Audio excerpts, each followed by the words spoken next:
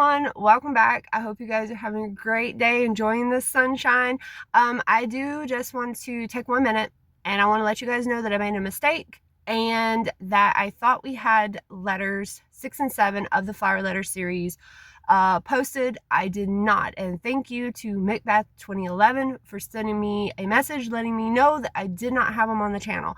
So I'm going to get them up just as soon as I can. Actually, I'm going to start on letter 6 just as soon as I get back, and I am going to go ahead and do them so that we can get back in the series. But hey, that's what this channel is. We make mistakes, we learn from them, we move on, and we have a helpful, people and community, and that's just what this is. We're just having fun. And so once again, I do want to thank you for letting me know that. My fault for not double checking and making sure. Like I said, I had equipment issues and I could not get back on there and see what I had posted and not posted. I did lose a lot of good stuff, but hey, we are gonna hop on over and do letter 6 just as soon as I can. So thank you once again for letting me know. Okay, so we have letter 6, and we have a newspaper clipping. It says, crash near Milton Keynes. Young lady traveling at night heading north from London in a post chase was overturned in Buckinghamshire near Milton Keynes. After crossing the bridge over the Regent's Canal, the horses grew agitated, and despite the postillion's efforts to calm them, reared, sending the chase and passenger down in the steep ravine. Carriage lanterns shattered upon impact, quickly engulfing the vehicle in flames. The lady was pulled from the chase by the postilion, sustaining serious injuries, but she will recover. This was May 14th, 1815. So we're just going to put that right there. And we have a map. Oh, okay, so this is a big map. Oh, okay. So I'm going to try to get this all in here for you guys. So this is a very nice detail.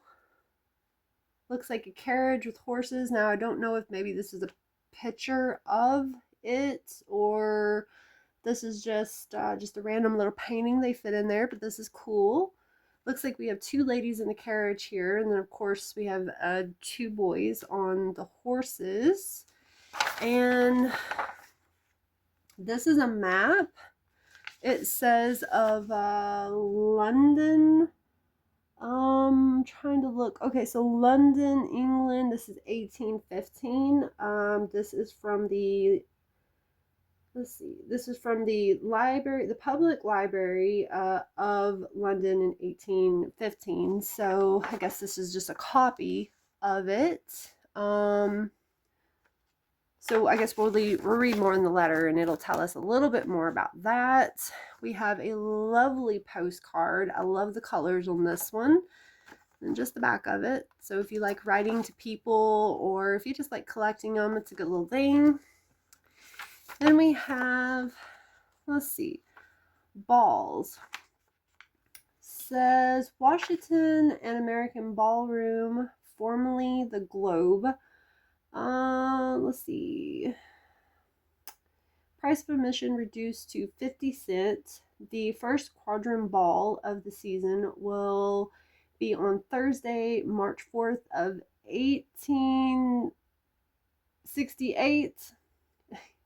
It's kind of hard to read. Like, I don't know, like, if you guys can see this. I'm going to try to hold this up. But, like, it looks like it was written on, I don't know, maybe old typewriter or something. But, like, some of the words are just kind of cut off and just kind of a little bit blurry there. But basically, it's just saying that there's a ball, how much it is, when it is, when they're going to have it. It says free of charge on ball nights. So I guess there'll be some nights you can get in for free. Amusement. It says the manager respectfully informs his friends and the public generally that this room being thoroughly repaired, will be open for the grand dress and masquerade balls every Tuesday, Thursday, Saturday, and Sunday evenings during the season. Every Sunday evening for quadroon balls. Admission will be $1 for gentlemen. Ladies, I can't really make out what this says. Doors open at 7:30, and no weapons are allowed in the ballroom. Wow. So I'm going to hold this up if you guys kind of want to see it. There, that's what that one is. So basically it's just talking about they're going to have a ball. There's some renovation going on. And then we have our letter. And this looks like a different kind of letter. This one looks like it might be written by Liam. So this would be Lord Windermere. And he looks like he's writing to a friend here called Chappie. So, okay, so let's get into this. August 20th, 1817. Dear Chappie, I'm glad you're returning to Windermere at Winter Castle at last. I'm sorry I wasn't there to welcome you, though I'm certain Mama has been relishing the opportunity to dote upon you as she always has. I believe you were the favorite of my childhood friends. Though it's hot here in the south, I miss the weather in Kendal and Hawkshead, the cool, crisp water of Lake Windermere. Do you remember the hours we used to spend fishing at Fern House or climbing the ruins at Kendal Castle? I've been thinking of climbing Kendal Castle, especially of late. Do you recall how Seth was always the first to reach the top and the first to the bottom whenever we climbed? As a boy, I used to get frustrated with him for that. You see, I thought it was because he liked to win so much. It wasn't until he insisted I finish my schooling at Cambridge that I realized his true motives. It was his way of protecting us. He climbed to the top first to make sure the wall was sturdy enough for us to climb. He reached the bottom first to be there to catch either of us if we slipped on our way down. How I wish I had understood that back then. Speaking of castles, how goes it with my mother's renovation at Windsor? I told her to spend as much as she likes, but I'm beginning to resent that remark after reading my steward's most recent report on the matter. Mama is very dear to me, and since she was born a French woman, I suppose we must allow her some extravagance. But to put it in extreme word of caution with my steward, won't you employ him to help me ensure there is at least some inheritance left to pass on to the 4th Duke of Winterton?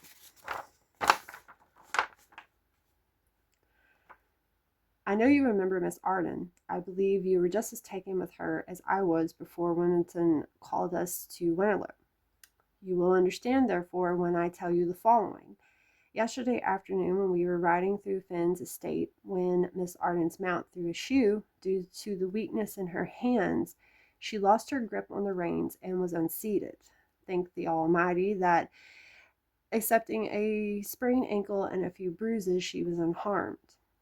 Arden made to go fetch her a new horse from the stable, but Juliana, not wishing to be parted from her beau for even a moment, I presumed, stopped him and suggested I might share my mount and carry Miss Arden back to the Abbey that way. When my ward winked at me and mouthed the words, "You're welcome," I understood what she was truly about. Bless the little imp. However, I felt certain Miss Arden would refuse to mount with me. I told you she's changed since London. But she didn't refuse. She allowed me to lift her into the saddle, mount behind her, and keep my arms about her the entire way back to Avery Abbey. I never imagined a woman could fit so perfectly in my arms. Chap, it was the fiercest test of my honor as a gentleman not to take liberties with those Russian gold curls of hers. I simply had to be satisfied with breathing her in. It didn't have to matter that she smelled just as much of magnolias as ever she did while in London. The magnolias have long since faded here in Devon, however, so I casually asked Miss Arden how she managed to smell like them. Apparently she has her own signature scented oil made up especially at Flourish on Jerry Street in town. Remind me of that, won't you? If ever I'm in intimate enough terms with the lady to afford the privilege of purchasing her a gift. I told you of the burns on Miss Arden's hands in the last letter, and I finally had a chance to speak with her brother about it. He told me she acquired them in some sort of carriage accident, though he was aboard when it happened and has been unsuccessful at acquiring many details from Miss Arden. Only Miss Arden and her excellent grandmama know the whole of it. All Phineas could show me was this clipping from the Morning Times. Even so, I've shown her all of Dr. Ingram's experimental exercises, and Miss Arden has taken to them quite well. She's much more disciplined of doing them than I ever was, and I believe she is ready for far more of a challenge, which is one of my motivations for writing to you. Do you remember the musical game we used to play with Randall the fiddler during our campaign days? He'd hum a few tunes of a tavern song, and we could guess the tune. Oh, Nosy would let him play the entire song for us on his fiddle. I thought I might try a version of this musical guessing game with Miss Arden. See if I can encourage her to begin playing the pianoforte again. I am hopeful you can help me remember 4 or 5 of the folk songs Randall used to play. All I can remember are tavern songs, which I don't dare use for fear of offending Miss Arden's delicate sensitivities. Any folk song would do, but she's particularly fond of Scottish ballads, if you happen to know any. The final matter I'm writing to you about is the most pressing. Mama recently sent along 2 of Seth's letters from America. Since you have been to Louisiana, I hoped you might illustrate a few topics I am particularly curious about. He mentioned a Burton Orleans hotel in the first. What do you know about it? I'm curious because it is the place some of his adversaries are proclaiming as the beginning of Seth's initial downfall. They mentioned him attending a quadroon ball at the same hotel.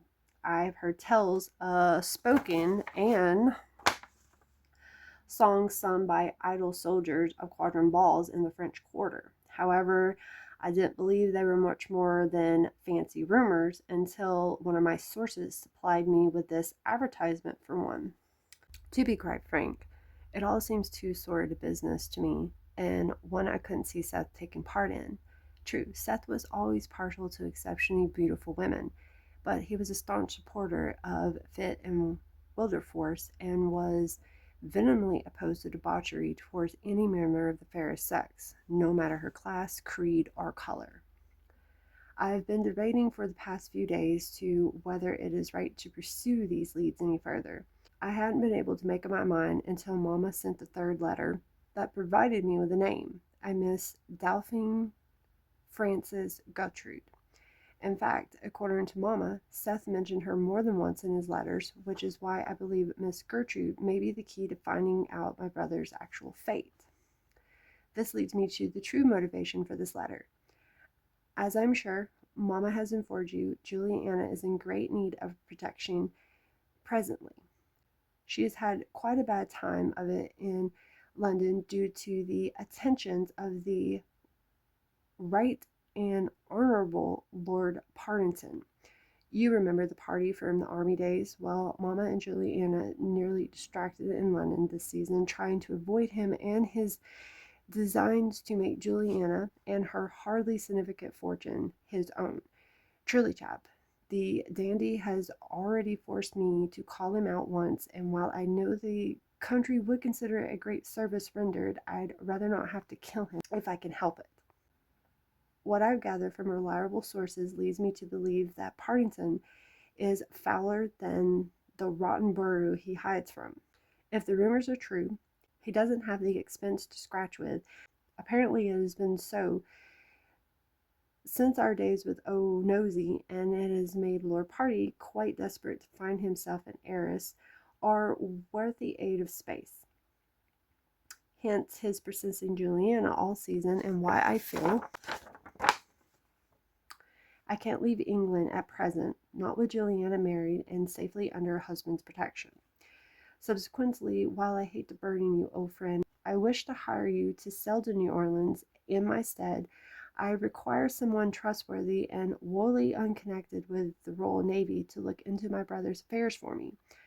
I will be frank this voyage will be strewn with deadlocks and frustrations for someone that has been going to great lengths to keep the truth concealed. It will also keep you away from England long past Christmas. I only ask because you know as well as I that Seth is the very best of men. You know I can't rest until I have reassured his honor. Despite what his superiors are saying, he would die before deserting king and country. There isn't a man alive I trust more than you. I don't know how long it will take or what hardships you will face along the way, but I feel in my heart it must be done, that the answers we seek almost certainly will be this: Miss Daphne Frances Gertrude. If you are willing to go in my stead, God bless you, my friend, and send word to my steward and myself post haste. I have already instructed Dobson to provide you with everything you may need for the voyage. Yours, Liam. Okay, so that was it for the letter, and of course you guys know that on the back of the letter here you guys can go on to flowerletter.com. You can learn more about the words that are highlighted. I do try to go over them with you guys if I think it's something important or interesting. So here is that newspaper clipping again that he was talking about Miss Arden's accident. And the newspaper clipping, apparently, I guess they sent for his brother. There is that. And then, of course, the postcard and the map. I'm guessing the map is showing, you know, locations maybe about his brother. But that's very interesting. I like getting different letters from different characters in the story. So you guys will have to let me know about this one. We're going to hop over and I'm going to try to get letter 7 for you guys really quick so you guys can listen to 6 and 7. So I hope you guys like this letter, and I will see you guys back here in letter number 7 very soon. Bye, guys.